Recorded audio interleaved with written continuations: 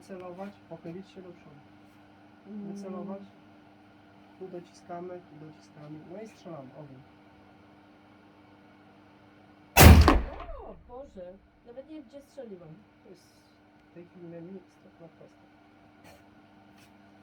Palec z drogi, palec ze spustu, palec z drogi. Ale to porządnie dalej. Tak. I ciężkie.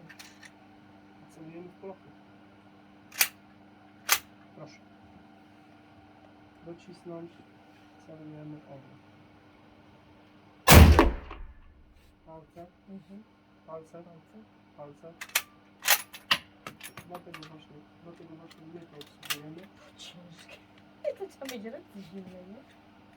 Ale raczej sprytu trochę, bo no, wycelować.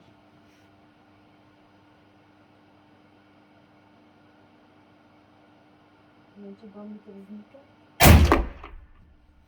Palce.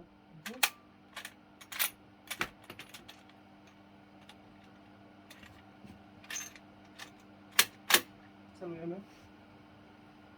Obylatuje Pani do tyłu, coraz bardziej. Za chwilę się Pani przewróci. Celujemy w środek. Palce. Palce.